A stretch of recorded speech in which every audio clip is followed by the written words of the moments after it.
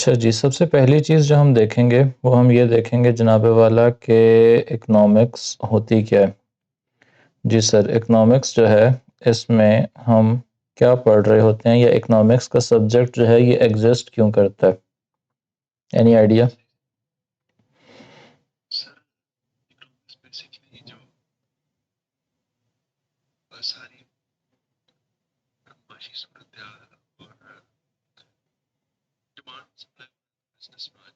हम्म। Sir, economics का जो subject exist करता है it exists to solve only one question. There is a fundamental economic problem. Fundamental economic problem, सिर्फ इस एक मसले को हल करने के लिए इकोनॉमिक्स का सब्जेक्ट एग्जिस्ट करता है। अच्छा जनाब वाला, अब बात यह है कि ये फंडामेंटल इकोनॉमिक प्रॉब्लम क्या है। इस फंडामेंटल इकोनॉमिक प्रॉब्लम के दो एस्पेक्ट्स हैं। एक, हमारे पास ह्यूमन बीइंग्स के पास रिसोर्सेज हैं जिन रिसोर्सेज को यूज़ करके हम अपनी नीड्स और वांट्स को फुलफ़िल करते हैं, ठीक है। और दूसरी जो है वो हमारी वांट्स हैं, जैसे कि हमने अभी बात की कि जिनको फुलफ़िल करने के लिए हम ये रिसोर्सेज यूज़ करते हैं। अच्छा, मसला ये है कि ह्यूमन वांट्स जो हैं सर वो अनलिमिटेड है। ह्यूमन वांट्स अनलिमिटेड हैं। क्या इसका प्रूफ है? सर इसका प्रूफ ये है कि आपके पास एक गाड़ी है तो यू वुड एक्सपेक्ट कि यू हैड टू कार्स, ठीक है। दो हो जाएं आपका दिल होता है और ज़्यादा हों और बेहतर हों। गाड़ियाँ ढेर सारी हो जाएं फिर आपका दिल होता है कि आपके पास जहाज़ हो। अच्छा, तो घर है आपके पास एक रहने के लिए, हमेशा दिल होता है और बड़ा घर हो और ज़्यादा घर हो और ज़्यादा ज़मीन हो। तो ह्यूमन वांट्स जो हैं वो कभी भी ख़त्म नहीं होती, always there is more to wish for. अच्छा चलो ठीक है, वांट्स अनलिमिटेड हो जाएं, इसमें मसले की क्या बात है? सर मसले की बात तब आती है कि जो रिसोर्सेज हैं जिनसे ये वांट्स फुलफिल होनी है, ये रिसोर्सेज हमारे पास लिमिटेड है, ठीक है जी। तो whatever we have on this planet, या चले अब तो प्लानट से बाहर भी निकलने की बातें हो रही हैं, लेकिन टिल दिस डे जो रिसोर्सेज हम यूज़ करते हैं वो जो प्लानट पे ही एग्जिस्ट करता है, वही उसी में से कुछ ना कुछ यूज़ करके इन वांट्स को सेटिस्फाई कर रहे होते हैं। कोई चीज़ बनानी है, कोई सर्विस प्रोवाइड करनी है, तो जो भी हम कंज्यूम कर रहे होते हैं it is but produced from resources of what ever exists on this planet. अच्छा, तो इसकी वजह से हमारा ये फंडामेंटल इकोनॉमिक प्रॉब्लम आ गया कि human wants are unlimited but the resources out there to fulfil those wants they are in a limited quantity. अच्छा, अब सर अगली बात करते हैं कि ये जो रिसोर्सेज हैं, is there a way in which I can meaningfully categorise these resources, कि इन रिसोर्सेज को मैं कहता हूँ जी कि कोई इनकी कैटेगरी बना लूँ, ठीक है। तो is there a way I can do that? जी sir, there is a way. क्या करूँगा जी? रिसोर्सेज के लिए first of all we call these resources factors of production. इनको हम कहते हैं factors of production.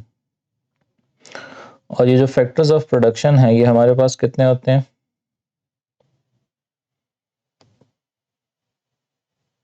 Ji sir, resources की कितनी कैटेगरीज या फैक्टर्स ऑफ प्रोडक्शन की कितनी कैटेगरीज बनती हैं? 4 होते हैं। Very good. कौन कौन से?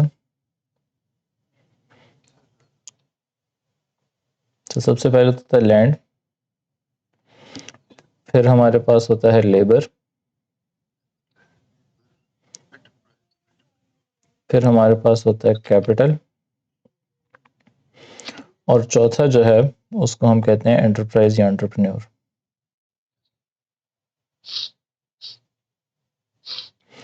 अच्छा जी, अब बात कर लेते हैं कि ये रिसोर्सेज जो हैं, लैंड क्या होता है, ठीक है। तो what do we mean by land when we are talking about factors of production? What does land mean?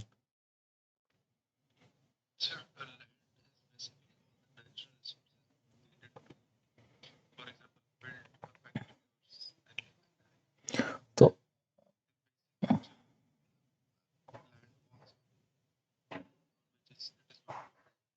ठीक है जी, हमारे जितने भी नेचुरल रिसोर्सेज हैं they are all classified as land, ठीक है। उन नेचुरल रिसोर्सेज में जो फिजिकल लैंड है वो भी शामिल है और हमारे पास मिसाल के तौर पे लाइव स्टॉक है, ये भेड़ बकरियां वगैरह हैं, they would be classified as land. पानी में मरीन लाइफ है हमारे पास, लैंड। Waterways themselves land. जो हमारे मिनरल्स हैं लैंड। तो जितना भी हमारा naturally existing factor of production है that is what we call land. अच्छा जी, तो coming down to the next factor of production, labour. Labour क्या होता है सर?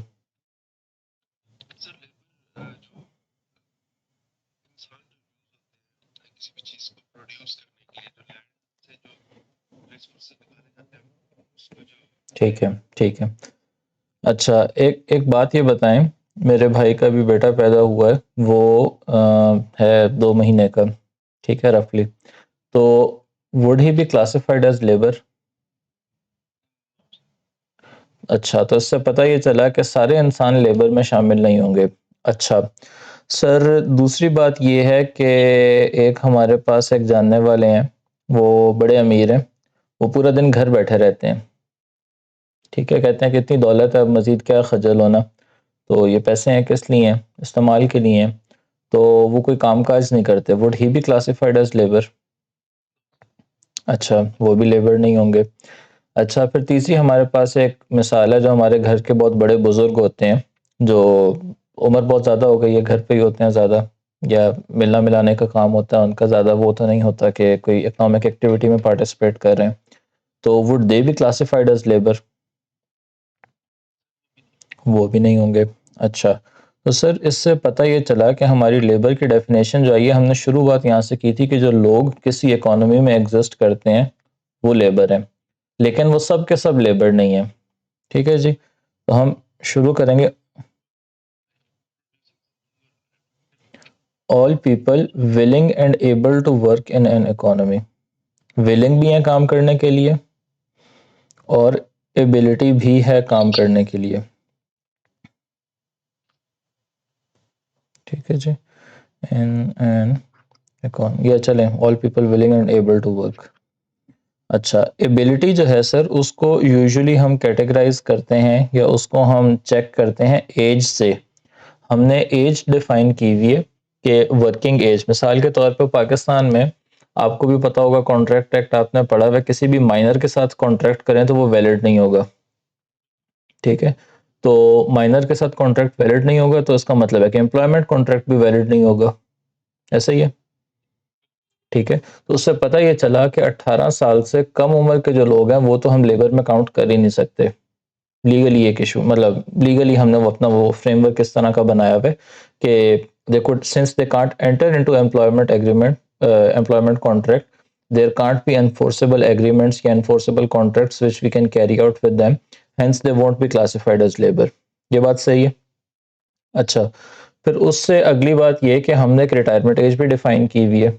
ठीक है, लेबर लॉज मैंने बहुत ज़्यादा नहीं पढ़े, लेकिन आप मुझे बताएंगे कि लेबर लॉज में भी हमारे एक रिटायरमेंट एज डिफाइन हुई भी होती है, और जब रिटायरमेंट एज हो गई है डिफाइन, तो उसके बाद उन लोगों से आप लेबर का कॉन्ट्रैक्ट कर सकते हैं या नहीं कर सकते?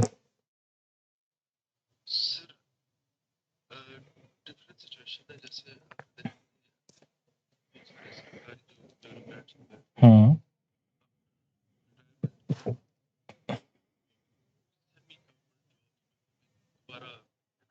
हम्म, हम्म, हम्म। तो उससे हमें पता ये चला कि हमने एक रफ रिटायरमेंट एज, इतने पे तो हम एग्री करते हैं ना कि एक रिटायरमेंट की एज है, और उस एज पे usually people they go out of work force, उस एज पे यूजुअली रिटायर हो जाते हैं। अच्छा, तो ये जो हो, ये तो हमें एबल पता चल गया कि what does it mean that somebody is able to work. Willing to work कैसे पता चलता है? कि या तो वो बंदा कहीं काम कर रहा हो, उसकी अपनी एम्प्लॉयमेंट किसी के पास कर रहा हो, या उसका अपना कोई बिजनेस हो, इन सम वे या तो वो इकोनॉमिक एक्टिविटी में पार्टिसिपेट कर रहा हो, या वो जॉब सर्च कर रहा हो। ठीक है, इन सिंपल टर्म्स जो वेले घर पे बैठे हुए हैं उनको हम लेबर में काउंट नहीं करेंगे। तो विलिंग एंड एबिलिटी जो है, ये यहाँ पे की फ्रेज है लेबर के लिए। अच्छा जी, दो फैक्टर्स ऑफ प्रोडक्शन हो गए।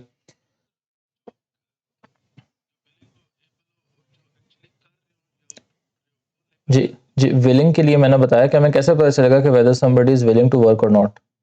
ठीक है, वो विलिंग ही हमें ऐसा पता चलेगा कि इधर ही इज वर्किंग समवेयर और he is in search of a job और अ बिजनेस अपॉर्चुनिटी। जो एक्टिवली काम कर रहा हो या काम की तलाश में हो, those would be considered as willing. ठीक है जी। अच्छा, तो having discussed land labour, the next factor of production is capital. What is capital?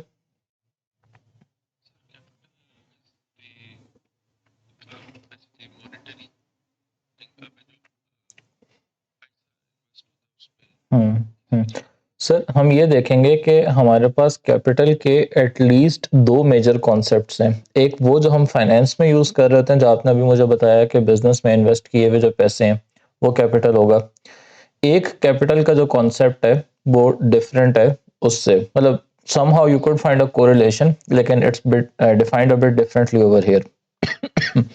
उसके लिए सर हम थोड़ा सा जूम आउट करते हैं और देखते हैं कि हमारे पास जो इकोनॉमी है उस इकोनॉमी के पार्टिसिपेंट्स कौन है। आपके जो पार्टिसिपेंट्स होते हैं इकोनॉमिक एक्टिविटी के, वो मेजरली दो हैं। पार्टिसिपेंट्स कौन है जी? या आपके पास होते हैं कंज्यूमर्स, या आपके पास होते हैं प्रोड्यूसर्स।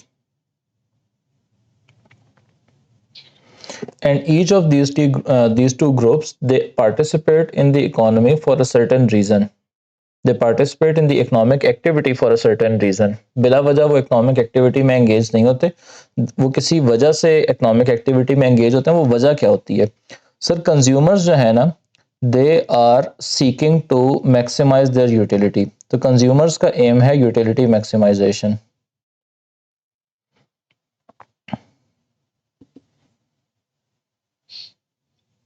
सही है। कंज्यूमर्स, जी जी, यूटिलिटी का कॉन्सेप्ट जो है वो A2 जब हम पढ़ेंगे वो तब हम ज़्यादा डिटेल में पढ़ेंगे, लेकिन just to give you a broad idea, utility is the satisfaction that you get from consuming anything. आप कोई भी गुड या सर्विस कंज्यूम करते हैं तो उसके रिजल्ट में जो आपको सेटिस्फेक्शन या तसल्ली या खुशी महसूस होती है, दैट इज यूटिलिटी। ठीक है, तो you want to maximise that self pleasure के ये जो चीज़ें मैं कंज्यूम कर रहा हूँ, मेरे पास बेड है, मेरे पास बुक्स हैं, मेरे पास लैपटॉप है, मेरे पास गाड़ी है, तो all these assets that I have और all the goods and services. मैं कोई सर्विस लेता हूँ, मिसाल के तौर पर मैं कहीं जाके होटल में स्टे करता हूँ, मैं हेयर कट करवाता हूँ या मैं डॉक्टर के विजिट करता हूँ, तो all these they are they all what I am seeking as a consumer, the reason that I am engaging in these activities, it is to maximize my utility। ठीक है। अच्छा जी, दूसरी चीज पे आ जाते हैं प्रोड्यूसर्स के। Why do producers participate in the economic activity? Sir producers ने प्रॉफिट कमाना होता है और वो प्रॉफिट मैक्सिमाइजेशन उनका एम है। They are seeking to maximise their profits. ठीक है।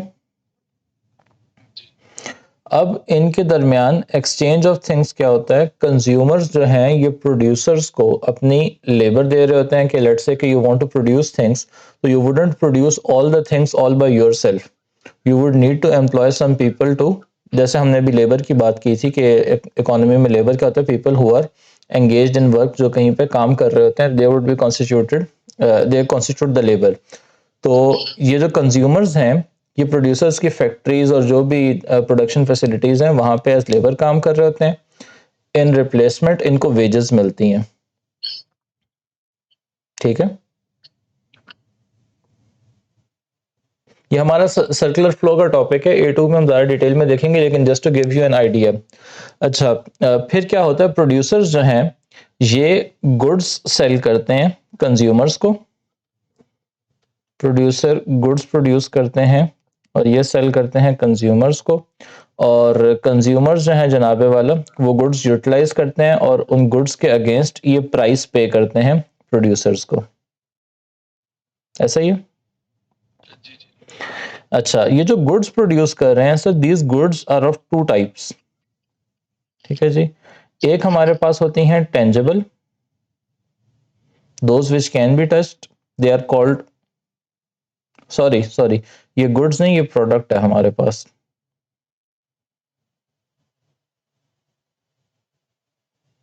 ठीक है, so the story is that producers they provide products to consumers. Consumers consume those products and they provide a price for those products to producers. The products can now be of two types. They can be either tangible or intangible. The tangible ones, they are called goods. The intangible ones, they are called services. ठीक है जी। Goods की हमारे पास क्या example है, ये laptop हम use कर रहे हैं, जो बुक्स हम पढ़ रहे हैं, ये सारी जो गुड्स हैं। मोबाइल फ़ोन हम यूज़ कर रहे हैं, गैजेट्स यूज़ कर रहे हैं जी। हमारे होम अप्लायंसेस जो रखे हुए हैं, फर्नीचर जो आसपास रूम में, all tangible things they are goods. अच्छा, the transaction that we are engaging in, तो I am providing you services. ठीक है, मैं डॉक्टर के पास जाता हूँ तो मैं डॉक्टर के पास से आते हुए उसका राइटिंग पैड या स्टेथोस्कोप या ये चीज़ उठा के नहीं ले आता कि मैंने आपको पैसे दिए। What I pay him for is the services that he provides. जो एडवाइस वो दे रहे होते हैं उसके अगेंस्ट में उनको वो पे कर रहा हूँ, तो there he is not giving me anything tangible, he is providing me with intangible knowledge, तो वो सर्विसेज में आएगा। अच्छा, अब ये जो गुड्स और सर्विसेज हैं, इनको भी आगे हम दो कैटेगरीज में ब्रेक डाउन कर सकते हैं। सर, एक कैटेगरी होती है जिसको हम कहते हैं कंज्यूमर गुड्स, ठीक है, और दूसरी आपकी प्रोड्यूसर गुड्स या कैपिटल गुड्स होती हैं। And what's the difference between the two? The difference is that consumer goods are the ones which are made for the sake of consumption. ठीक है, वो प्रोड्यूस ही सिर्फ इसलिए होती हैं कि they are just consumed and they provide utility, nothing else. अच्छा, जो कैपिटल गुड्स हैं ये भी कंज्यूम होती हैं और ये यूटिलिटी प्रोवाइड करती हैं, but they have an additional incentive, they have an additional aspect. That aspect is के इनको यूज करके आप रेवेन्यूज अर्न करते हैं, या इनको यूज करके आप मोर गुड्स प्रोड्यूस करते हैं। You produce more goods with the help of these goods. Example ले लें, सर मेरे पास जो गाड़ी है that would be a consumer good. ठीक है, जो मेरे बराबर में घर बन रहा है यहाँ करीब, उसमें जो मशीनरी यूज हो रही है वो भी इसी तरह person can drive around on that, लेकिन वो प्रोड्यूसर ये कैपिटल गुड है। ठीक है, तो जो क्रेन है that would be capital good. अच्छा, अब होता ये है कि कहने को कोई बंदा अपनी फैमिली को लेकर, ठीक है जी, वो क्रेन में घूमता फिरे, वो कहे कि ये मेरी गाड़ी है, लेकिन यूजुअली होता ये नहीं है। Cranes they are usually designed and they are priced and they are marketed, they are produced for the purpose के they help us produce more goods. जी ठीक है, तो help us provide goods and services. अच्छा, एक और बात है कि there are certain goods which can act as both consumer good and capital good. मिसाल, यही जो गाड़ी है, if I am using it for my own purpose, if for driving my own family around, it would be a consumer good. ठीक है जी, तो ये ओन यूज में, इसी का अगर मैं करीम या ऊबर बना लूँ, एक्सेलेंट, तो that would become a producer good. मेरे घर में चूल्हा है, मैं उस चूल्हे पे अपने घर वालों के लिए खाना बनाता हूँ, इट्स अ कंज्यूमर गुड। मैं उसी पे खाना बना के बेचना शुरू कर देता हूँ, तो now it has become a producer good. मेरा घर है, मैं रहता हूँ, लैपटॉप है मेरा, मैं अपना इस पे वेब ब्राउजिंग कर रहा हूँ, बुक्स पढ़ रहा हूँ, यूट्यूब देख रहा हूँ, तो it would be consumer good. अगर मैं इसी पे ट्यूशंस पढ़ाने शुरू कर दूंगा, सर्विसेज प्रोवाइड करने के लिए यूज करना शुरू कर दूंगा, तो it would become a producer good या कैपिटल गुड। ठीक है, घर है, मैं खुद रह रहा हूँ, कंज्यूमर गुड है, मैं रेंट कर देता हूँ उसको, सेम हाउस इट बिकम्स, या part of that house it becomes producer good.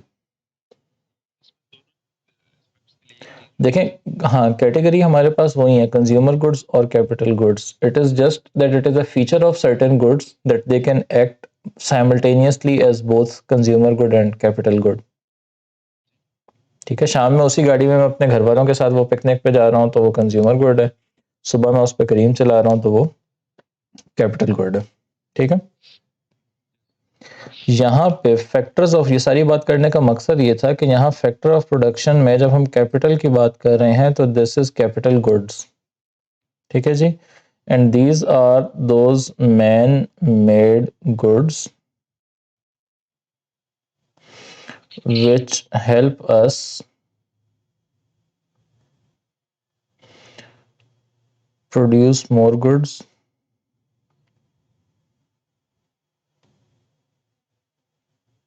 slash generate revenues.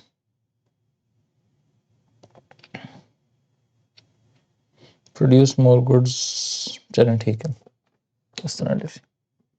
ठीक है जी, तो ये हो गया कैपिटल कि जब हम यहाँ पे इकोनॉमिक्स में कैपिटल की बात करेंगे तो we are talking about capital goods. अच्छा,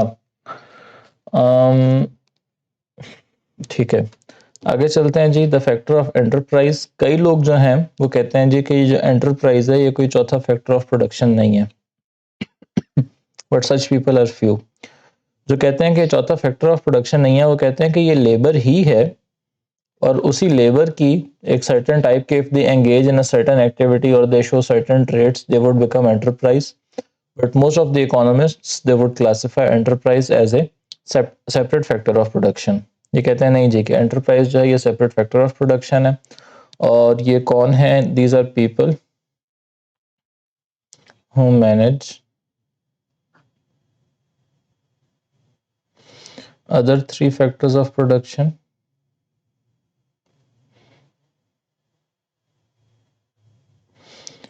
and take risks। अब ये जो लैंड है it wouldn't start producing crops on its own.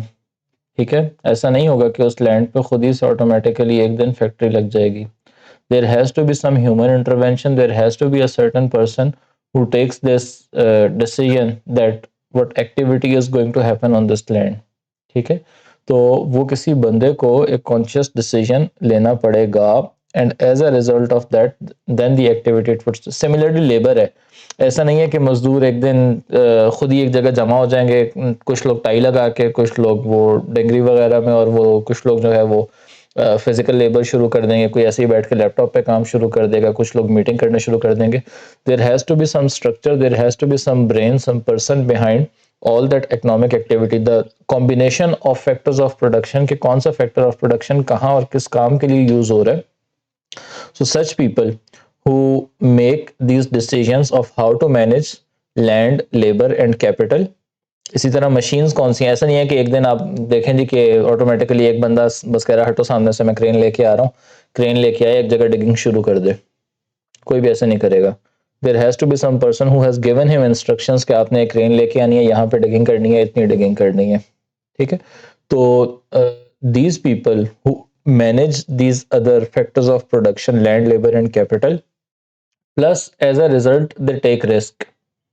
ठीक है जी, रिस्क क्या होता है कि what if the combination of factor of production that they have put together it doesn't result into a profitable venture। अच्छा, एक और बात यहाँ पे कर लेते हैं, जो लैंड है इस लैंड के अगेंस्ट जो रिटर्न हमें अर्न होता है that return on land is called rent. ठीक है, जस्ट उसको एक नाम दिया हुआ। लेबर पे जो हमें रिटर्न मिलता है we call that wages. Capital पे जो हमें रिटर्न मिलता है we call that interest.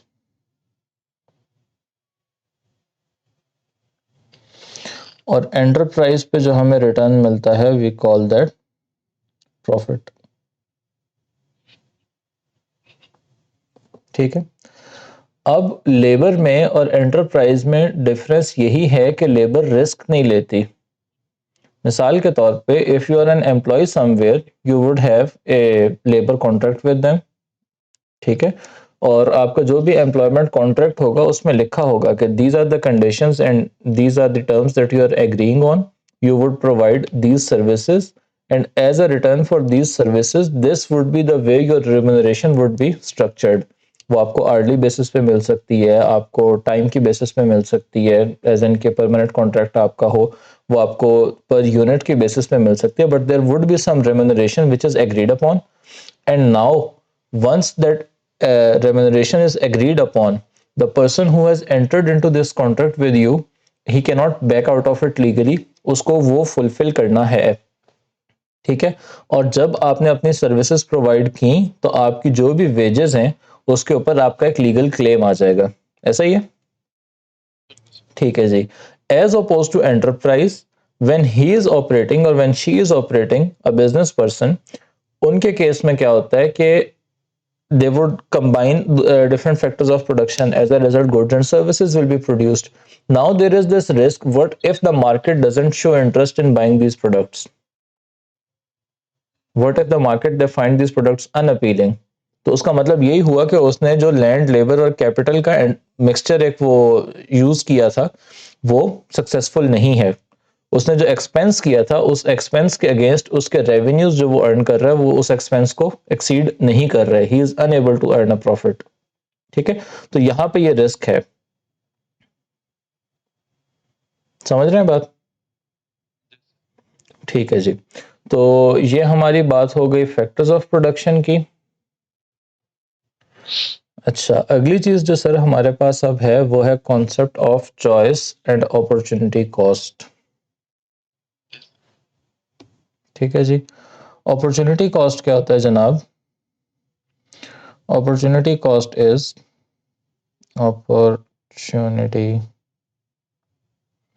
Cost, definition तो हमें पता है कि the next best alternative foregone, that is the opportunity cost.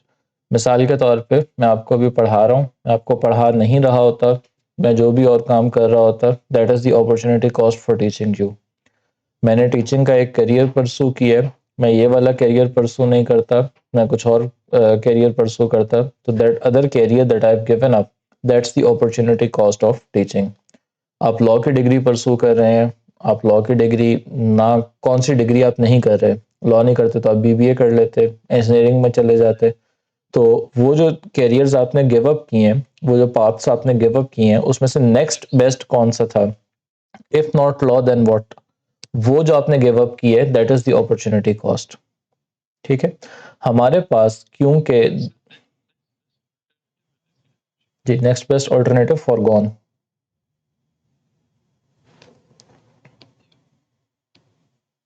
ठीक है जी। अच्छा, तो if that is the opportunity cost, तो one thing we must realise, how does it relate to fundamental economic problem is कि we said that all the resources that we have they are in limited quantity, no matter how abundant they seem, they are still in a limited quantity, and human wants, they are unlimited. So how can we match limited resources with unlimited wants? But natural, there would be a mechanism of choice. हम choose करेंगे कि जनाबे वाला ये काम मैं कर लेता हूँ, या पहले मैं ये वाली अपनी वांट फुलफिल कर लूंगा, फिर ये वाली वांट फुलफिल कर लूंगा, फिर ये वाली वांट फुलफिल कर लूंगा, एंड सो ऑन। लेकिन I have to make a priority list, and even if I make a priority list, it wouldn't be that I would be able to have all of those things. I would have to choose between कि अगर मेरे पास ये एक particular resource है, तो या तो मैं लेट से बुक्स बनाने का बिजनेस कर लूँ, या मैं इलेक्ट्रॉनिक गैजेट्स बनाने का बिजनेस कर लूँ। मेरे पास अगर एक पीस ऑफ लैंड है, तो या तो मैं उस पर गंदम उगा लूंगा, या मैं इस पर चावल उगा लूंगा, या मैं इस पर सब्जी उगा लूंगा, but there would have to be a choice. और इवेंचुअली मुझे एक उस पर कोई काम करना पड़ेगा, and whatever I do, the next best thing that I could have done, that becomes the opportunity cost. ठीक है। अच्छा जी, यहाँ पे एक सवाल और है कि हमने वांट्स का जो है, फॉर एग्जांपल, फॉर ग्रांटेड ही हमने ले लिया कि ये वांट्स बस लिखा हुआ है। वांट्स क्या होते हैं?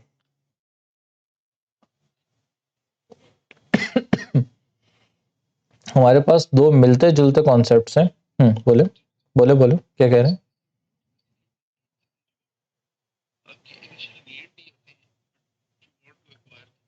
हाँ, ये काम हमने अब नहीं करना। ये बिजनेस में भी हमने देखा था, हमने कोई भी चीज़ डिफाइन करनी है ना, तो हमने उसकी डेफिनेशन में दोबारा वो वर्ड यूज़ नहीं करना। अब वांट की डेफिनेशन में वांट का वर्ड नहीं करना। Want is something that I want to have, कोई और वर्ड यूज़ करें।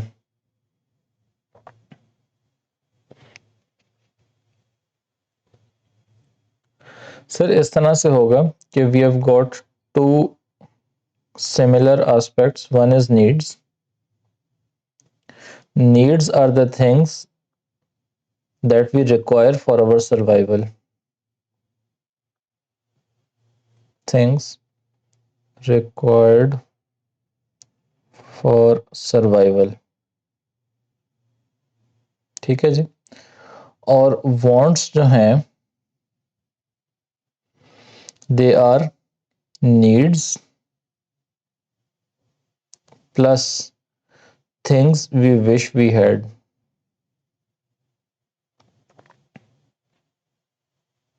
Things we wish we had, even though they're not required for survival.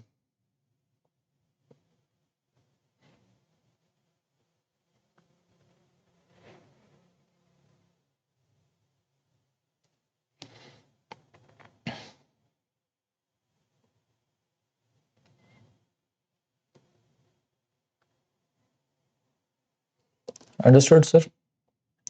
तो वांट्स वो चीज़ें हैं, पहले तो नीड्स जो हैं वो भी वांट्स में शामिल होती हैं, क्योंकि जो आपकी नीड है, the things that you require for your survival, you wish you had, लेकिन wants are more than that. Needs तो हैं ही हैं, wants also include things that you wish you had, even though मिसाल के तौर पे नीड है खाना, किसी पर्टिकुलर ब्रांड का खाना, मैकडोनल्ड्स या हार्डीज या समथिंग, दैट्स अ वांट। ठीक है। नीड है शेल्टर, कि आपके सर पे कोई छत हो, a house of a particular dimension या a house in a particular society, that is a want। ठीक है। तो that's how we differentiate between needs and wants। अच्छा, तो having discussed fundamental economic problem, resources, wants, opportunity cost, choice, production, consumption, वो भी हमने बात कर ली कि कुछ लोग प्रोड्यूस कर रहे होंगे और कुछ लोग कंज्यूम कर रहे होंगे। ठीक है sir. Let's go through the book now.